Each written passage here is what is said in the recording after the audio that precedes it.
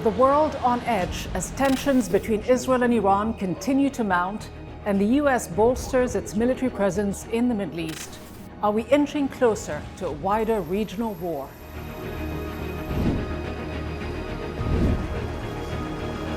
I don't think the Israelis want to start a war. I think the whole calculus is to deter war. As top US weapons manufacturers continue to reap massive profits, how influential is the pro-Israel lobby in steering the United States towards an all-out conflict?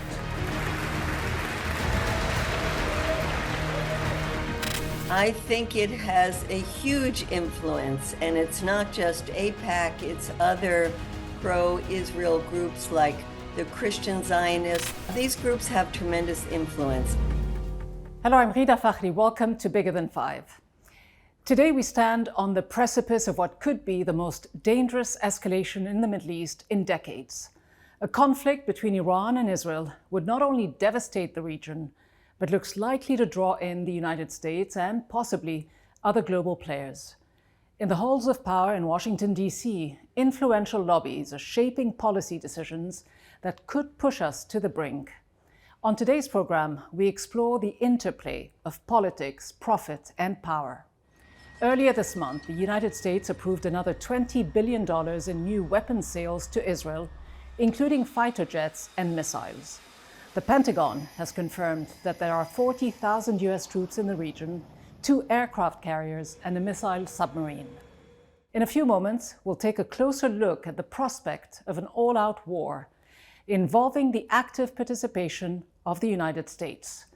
But first, how America's politicians on both sides of the spectrum have aligned themselves with Israel's objectives in the Middle East.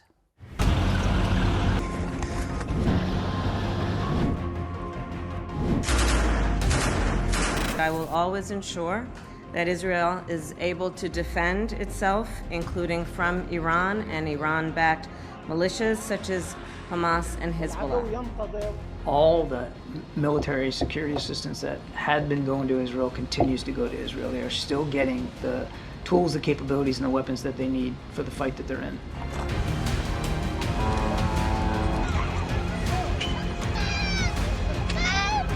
No president has stood stronger with Israel than Joe Biden. He was the first president ever to visit Israel during wartime. My commitment to the safety of the Jewish people, the security of Israel, and its right to exist as an independent Jewish state is ironclad. Today, the most powerful nation in the modern world is standing with our Jewish friends and the Israeli government. And I'm the candidate of those who want to defend Western civilization, defend Israel, and defend the United States of America. So just how much influence does the US military-industrial complex have on US policy in the region? James Carafano served in the US Army for 25 years. He is currently senior counselor to the president of the Heritage Foundation, a conservative think tank in Washington, D.C. He joins us now. Colonel Carafano, there's a massive US military buildup in the Middle East. In fact, a third of the US Navy has been deployed to the region, which many people say that is the largest show of force since the Iraq War. What is the purpose? Is the United States preparing for a wider regional war? Well, my hope is that this would be a stabilizing factor. I don't think the Israelis want to start a war. They did a very proportional, very strategic, very surgical response. So I think they've sent a signal that they're not interested in a wider war. If you look at what the US has deployed, it's a lot of very impressive deep strike assets that not only could help shoot down missiles aimed at Israel, but could take out targets really anywhere in Lebanon, Syria, or even in the breadth of Iran. But if the US isn't interested in a wider war, why move so many assets, so many forces to the region? We all know that, for example, that Iran has very weak air and missile defense systems. If the US is not just helping intercept, but if the US is sending a message, hey, we will actually take out things that shoot at Israel, and that opens up the airspace for Israel to launch a counterattack against Iran.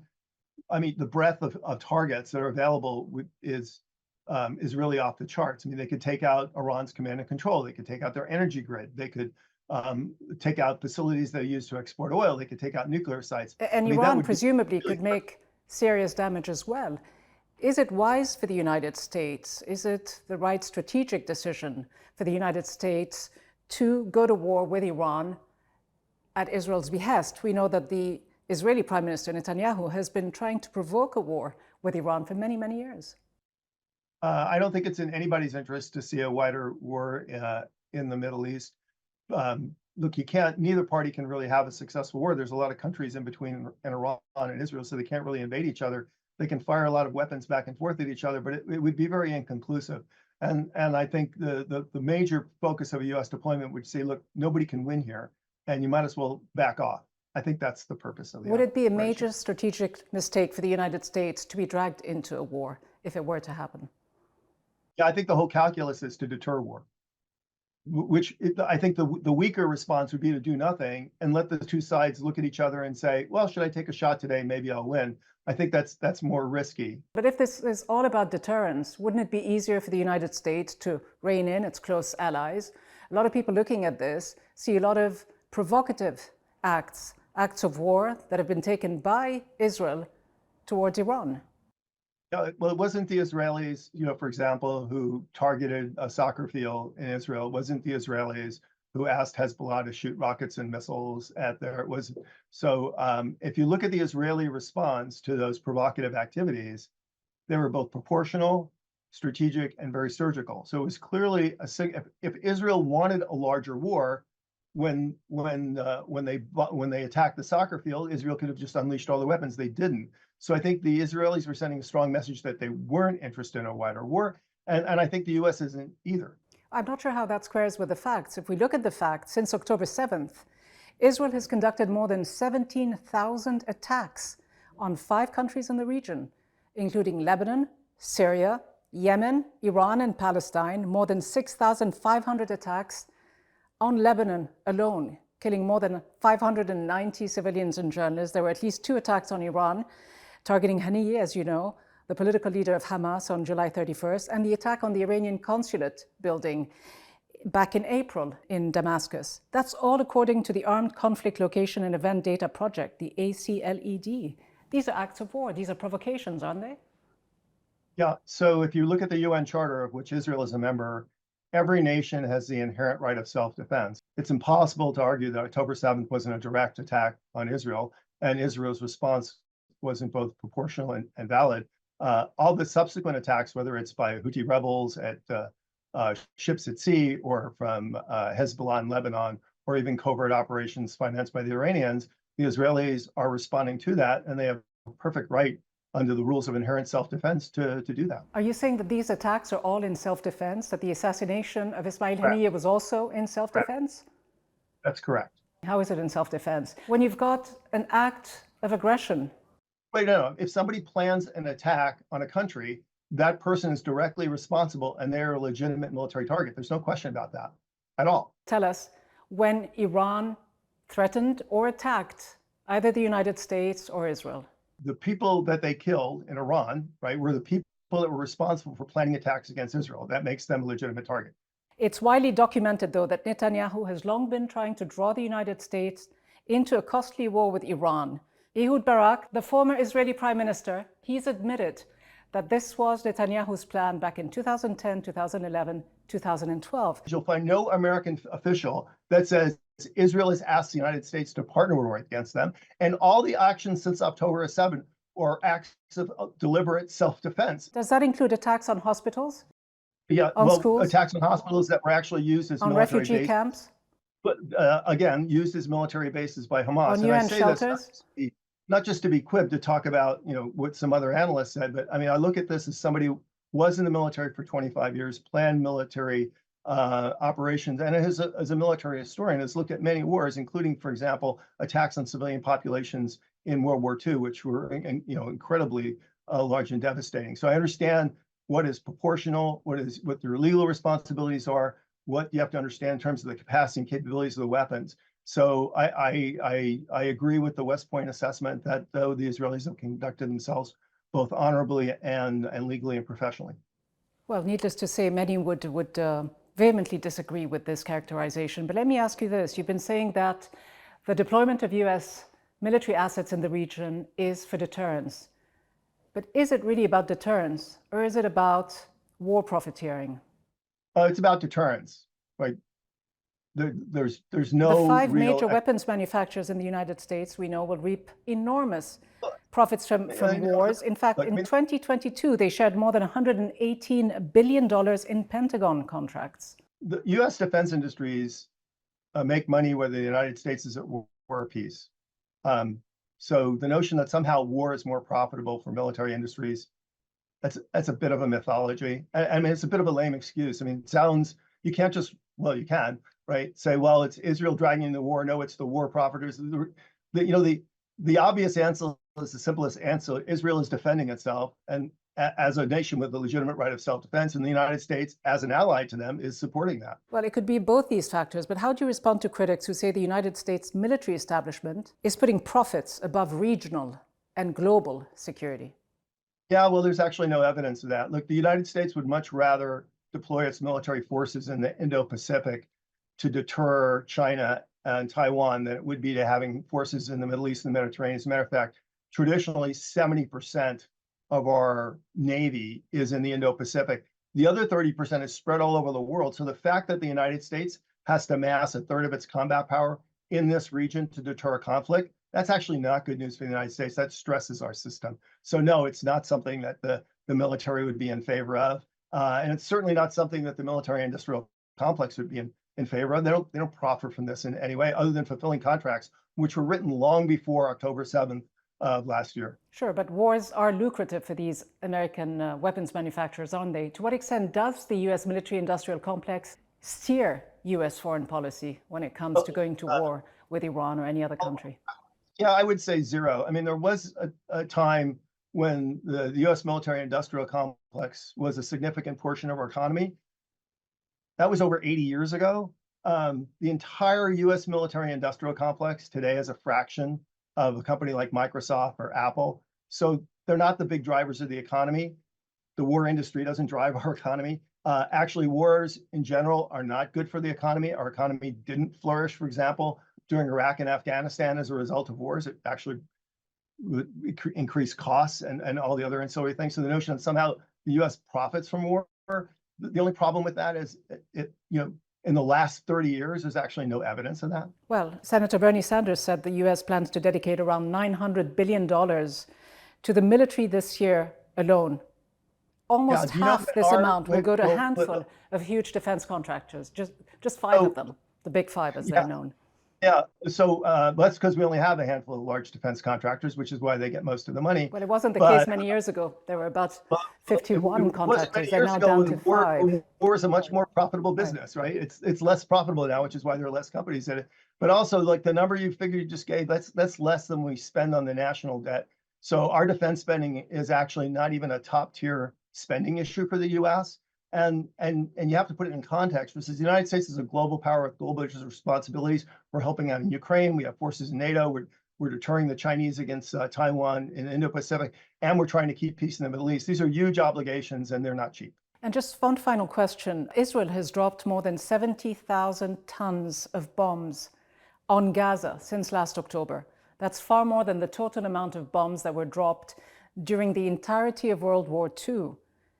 How do you justify continuing to arm a country that deploys this amount of force on such a small, densely inhabited, well, no longer, but densely inhabited strip? If Israel had not been attacked on October 7th, Israel would have dropped 0 bombs on Gaza. All right, we'll have to leave it there. Colonel James Carafano, thanks very much for joining me. Thank you. So, how significant has US military support for Israel been over the years? Israel has been the largest recipient of US foreign aid since its establishment in 1948, totaling around $310 billion. Almost 70% of all arms imported by Israel between 2019 and 2023 came from the United States. Under a 10-year agreement that runs until 2028, the US provides Israel with $3.8 billion in military aid annually. Following a law that was passed in 2008, the United States is also legally bound to ensure Israel's so-called qualitative military edge by providing security through military and technological support. In April this year, President Biden signed a $26 billion wartime assistance package to Israel, which included around $17 billion in military aid. Earlier this month, the US State Department approved another $20 billion in new weapon sales to Israel, just days after it bombed a school, killing over 100 Palestinians. To date, Israel has dropped more than 70,000 tons of bombs on Gaza, far surpassing the entirety of bombs dropped during World War II. So why is Israel, a nation already receiving billions of dollars in US military aid and involved in a devastating assault on Gaza, risking, some would say provoking, a new military confrontation with Iran? And what role does the pro-Israel lobby play in this dangerous game? Medea Benjamin is a peace activist and co-founder of Code Pink, an anti-war grassroots organization. She joins me now. Medea Benjamin, you have relentlessly called out top US officials and members of Congress for allowing Israel to continue killing tens of thousands of Palestinian civilians with complete impunity and with a steady flow of American weapons. Is anyone listening, though? Well, certainly we have a lot more members of Congress who are speaking as if they're listening. They're calling for a ceasefire, which they didn't do before. The Biden administration is calling for a ceasefire. Kamala Harris is calling a ceasefire. But, you know, it's one thing to call for a ceasefire and another to keep sending weapons. So in one hand, I think they're understanding that the American public wants to see this end, how dangerous the whole situation is. On the other hand, they have these pressures that keep them voting or just okaying new rounds of weapons, as we have seen recently, where the Biden administration has resumed a $20 billion sale of weapons. You mentioned these outside pressures. How much of it boils down to the power and the influence that the pro-Israel lobby has, AIPAC? I think it has a huge influence, and it's not just AIPAC, it's other pro-Israel groups like the Christian Zionists. There's a very large group called Christians United for Israel. These groups have tremendous influence. AIPAC not only has people, but it has money, and it has used its money to threaten Congress people, to prove that it can take out sitting members of Congress, as it did recently to progressive Black members of Congress. And it has for years been writing the agenda, including writing bills, but it's gotten stronger since October 7th. Has it gotten stronger? Because just recently, Donald Trump on the campaign trail was lamenting the fact that AIPAC was no longer as influential, he said, as it used to be. Just recently, it was revealed that AIPAC planned to spend $100 million to defeat those congressional candidates and members of Congress who were critical of Israel. So is AIPAC as powerful as it used to be? Or is its power waning the way Trump suggests? It's gotten stronger. It's gotten more blatant. And I think maybe that's a reflection of it's gotten weaker in the sense that the American public opinion is changing so much that they feel it's necessary to put all this money in. If you look at how they have influenced Congress in the past, they've never had to put that much money in. And they also, we see in the conventions, they used to have conventions that would bring 20,000 people to Washington, D.C. Now they have much smaller numbers, and it used to be that Congress people would run to their conventions and want to be headlined and see their names up there and have the best speaking spots. Now it's a handful of Congress people who go to them.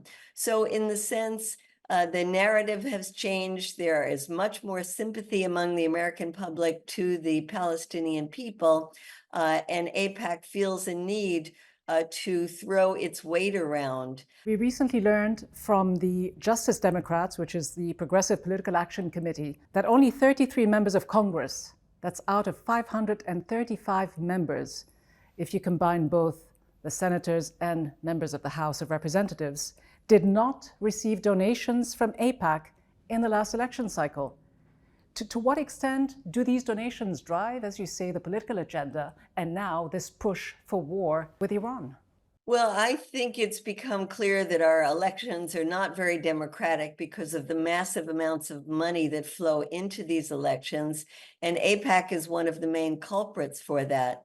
It is funding Democrats, Republicans, people who call themselves conservative, people who call themselves progressives, just to be able to get its foot in the door and be able to influence policy. It also takes almost all the members of Congress have gone on trips with AIPAC to Israel. They are almost forced to go on these trips where they see what the Israeli government wants them to see. So they have this outlook when they come back that is influenced by what the Israeli government showed them on the ground. I think we have a lot of work to do to diminish the influence and the power of AIPAC. And it's not just the money it gives or the trips that it forces members to take. It's also the fear that it puts into the hearts of every member of Congress about their career, because they know that if they come out and speak on behalf of ending this war, of sympathy for the Palestinians, they will become in the bullseye. We often hear that Kamala Harris may well be the lesser of two evils, but would a vote for her and a vote for Democrats perpetuate the ongoing genocide of Palestinians and this possible expansion of the war into Iran, possibly Lebanon as well? Well, we are stuck if you look at the two major parties, which are the only parties that have the ability to actually win. We have some smaller third parties where the candidates have very good positions on this, but in our electoral system, they just don't have a chance. And so we are stuck when you look at Trump and you look at Kamala Harris, both of them have a long history of being beholden to Israel. We saw what Trump did during his presidency of moving the embassy to Jerusalem. We saw him pushing these Abraham Accords to try to normalize relations between Israel and the Arab neighbors. And then we see the Biden administration coming in and taking the position from there and moving even further, certainly with the support for the last 10 months of this horrific genocide. So when it comes to foreign policy, when it comes to Israel, when it comes to trying to quell the conflict in the Middle East, we don't have much of a choice here. How much active opposition, though, is there among voters, young progressive voters and undecided voters? I think the protest will have an effect. I think they will be a counterweight to the money of AIPAC, the influence of AIPAC and these Christian Zionist groups. But then will Netanyahu even listen to the calls coming from the White House? We don't think they'll listen to those calls unless they really come with the caveat that if you don't listen to us, we will not be sending any more weapons. We won't support you diplomatically at the United Nations. Those kind of real actions. What motivates you to keep going as a Jewish American peace activist? What motivates me is waking up every day to say, what horrors has Israel inflicted on Gaza and the West Bank since the day before? And when I look at that, when I see what is going on there, when I understand the depths of the catastrophe, that keeps me going. And I know this will change. This has to change. There is a really growing movement in the United States, and I'm very proud of the young people who have stood up, who have risked their education, risked their careers. We have so many people who are leaving the White House, who are resigning. We have so many people who were once supportive of the mainstream parties who are now going to third parties. This is having an impact. We just have to keep going and have faith that eventually our efforts will outweigh those of the lobby groups like AIPAC. Medea Benjamin, always so good to see you. Thank you so much. Thank you. The intersection of politics, profit, and power is driving us dangerously close to a devastating war.